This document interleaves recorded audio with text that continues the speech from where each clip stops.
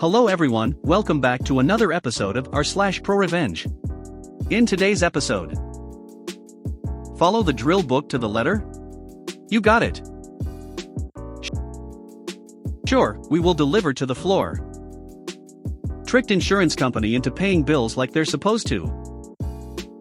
Before we get started, make sure to subscribe so you will never miss a video. So let's get started. Follow the drill book to the letter? You got it. Lurker here, trying my first post. I think this fits MC, but let me know if it doesn't, I'll remove the post. English isn't my first language, so please excuse my bad English, happy face. Context: I was in the Royal Canadian Air Cadets for 5 to 6 years. It is a leftover of World War II, so it uses a military structure, but is not meant to be a military training movement.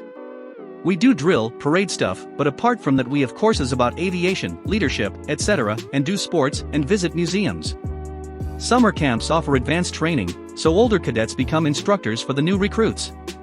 Plus you can receive pilot training scholarships, gliders and little planes, if you are dedicated, which is why I was there for so long.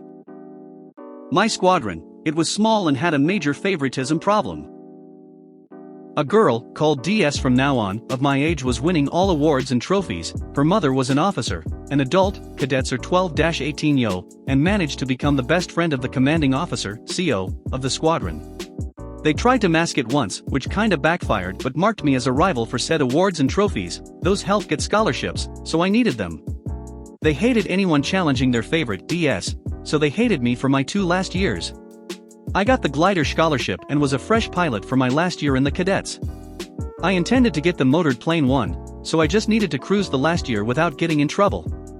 A disciplinary report against me would doom my shot at the scholarship, and CO and DS knew this too well. Story: beginning of the year, the staff, cadets with a rank higher than cadet, equals private, meets with the officers and the posts gets distributed. Cadet commander, CC, his deputy, DCC, drill sergeant, DS, flight commander, me and someone else, their deputies, flag guards, drum major. So DS is now drill sergeant, which is a higher post than mine. Furthermore, she's responsible of the squadron's discipline, meaning she'll be after everyone and filing disciplinary reports rather easily. That's not good news for me, a flight commander, a flight equals platoon. At the end of the day, CO and DS call a meeting with me and CC plus DCC. It goes as follows. CO: I've been in the cadets in my days and everyone knows about the leadership/pilot rivalry.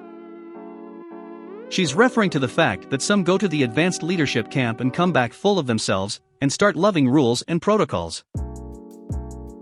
CO, DS and DCC all went there. Others, like me, go to pilot camp and come back full of themselves and start not caring about rules and protocols.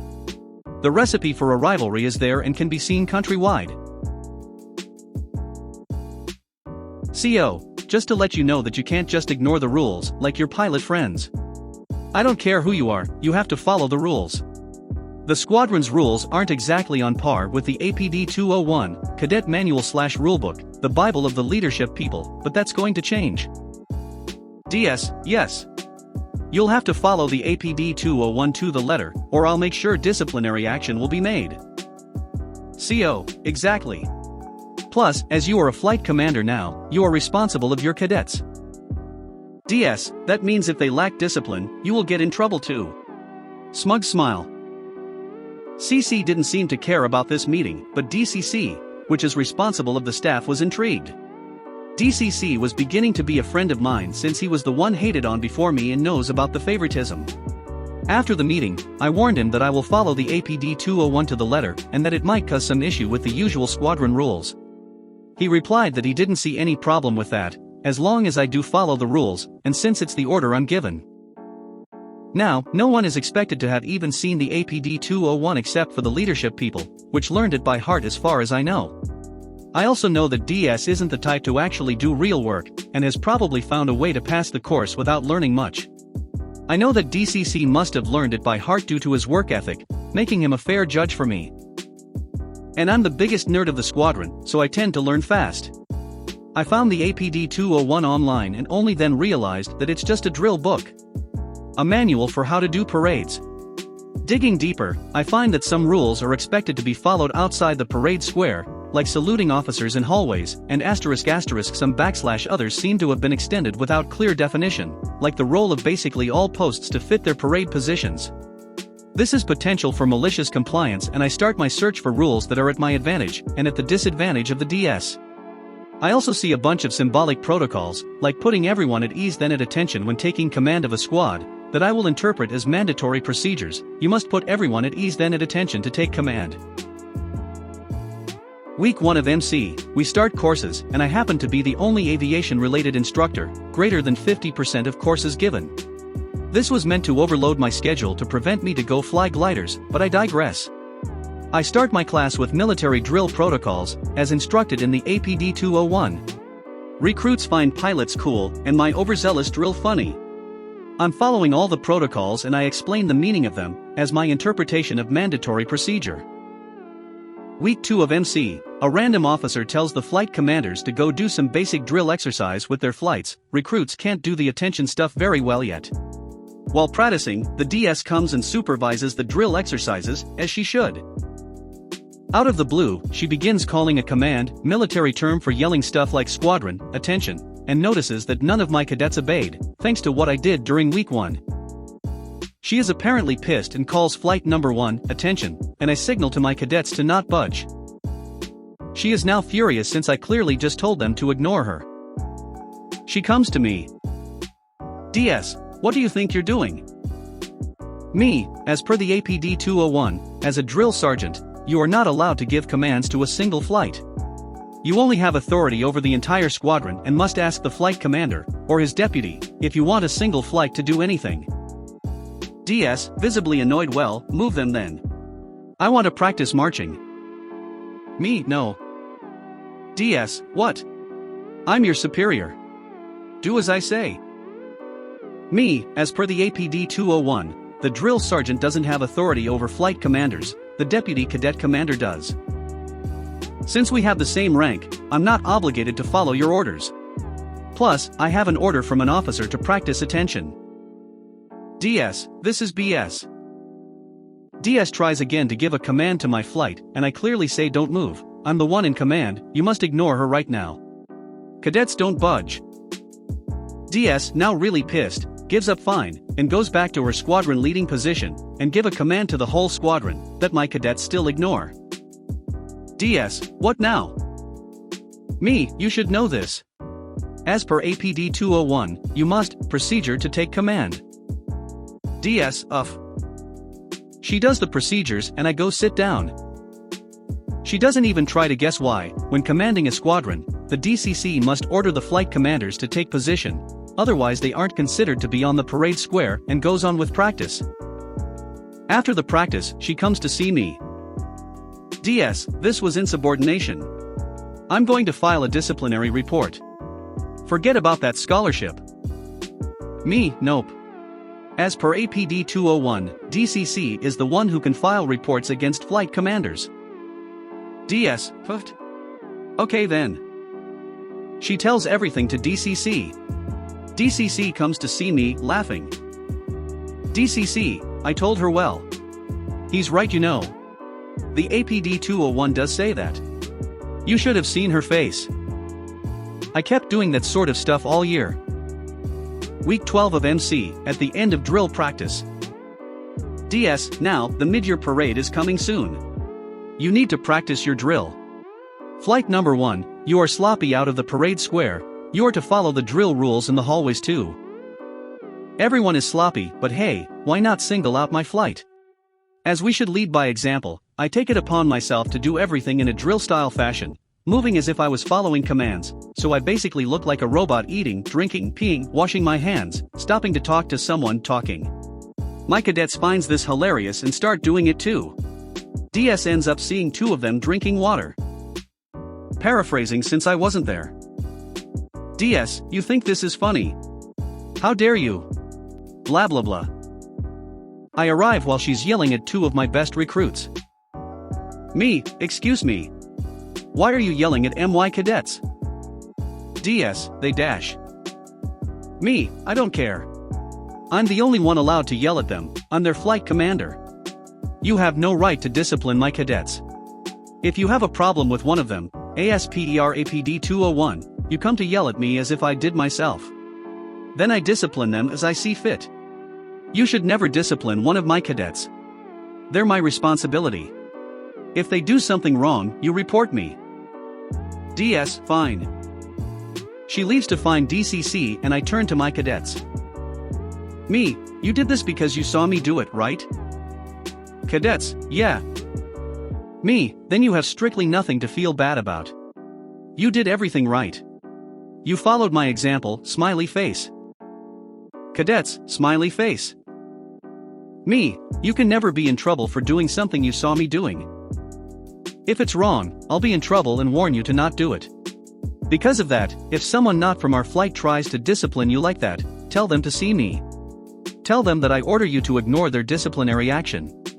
I'm the one who has to be blamed for this kind of stuff, because they can't know if you did it because I did it first or not. Now, don't mess around or I'll discipline you, but otherwise keep up the good work. Oh, and stop doing the drill thing, we're apparently not allowed to do that, happy face, tongue sticking out. Several minutes later, DCC comes to see me. DCC, Tryford, can I talk to you in private? In private, DCC bursts out laughing. DCC, what the heck was that? Did you really yell at her? I don't care. Report me for something your cadet did? Me, yup. XD. Skipping half the conversation. DCC, but yeah, she told me the story, well, her version of it. I replied, well, he's actually right. And I won't report anyone for drinking water in a drill-like fashion, they only followed your order as far as I'm concerned. Plus, you can't go around and yell at recruits like that. I heard you. I should be reporting you. I ended up winning the Best Sergeant trophy at the end of the year, under the recommendation of CC and DCC. DCC and I became good friends. Sure, we will deliver to the floor.